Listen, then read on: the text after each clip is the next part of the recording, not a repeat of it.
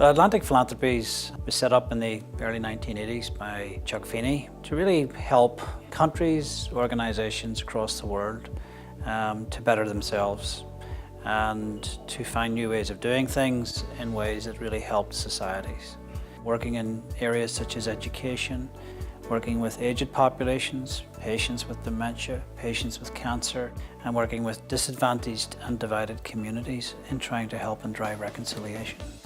When it invests in organisations, it invests in a true partnership. Part of that true partnership is developing a shared vision. It's something that is organic, that grows, and that Atlantic itself has then not just contributed money to, but also committed to. In my own world in cancer research, the investment from Atlantic Philanthropies led to the development of the Comprehensive Cancer Centre in Belfast and the Centre for Cancer Research and Cell Biology. There are now many, many more patients living each year, which is one of the best outcomes for cancer in the UK and indeed in Europe. One of their most beloved projects at Cornell has been a program that has funded students scholarship support and has asked from the students in return that they devote service of one kind or another on campus, off campus.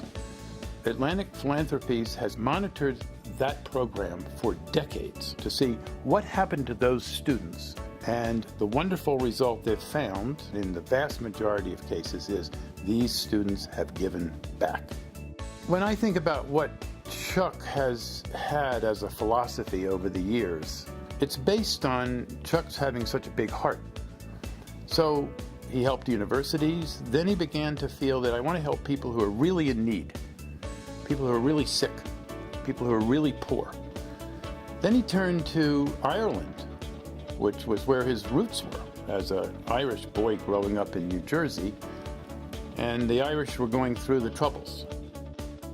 And I remember once seeing the Honorable George Mitchell, who worked hard on the Irish peace process and got wonderful results with the help of many Irish folks. And I said to him, "You don't know me, Mr. Mitchell, but I just want to say a couple of words to you." This was in Washington, D.C. at some sort of reception. I said, "My two words are Chuck Feeney." And he stopped. And he turned to me and he said, "Greatest man who ever lived." He quietly, behind the scenes, no fanfare, nobody knowing, helped fund the Irish peace process. Then he went to Vietnam. He didn't feel good about what had happened in the Vietnam War. He felt that had been a disaster. So he started to help Vietnamese universities. So now Chuck wants to see this whole process come to a great conclusion. And that means let's finish. Let's spend every cent while I'm still alive. Don't put the money away and hope that over the next 100 years it's going to do good things. Let's do it now while you're alive, and you can see results, you can help people right in front of you. So you're talking about a unique individual there, somebody who's just on another level, frankly.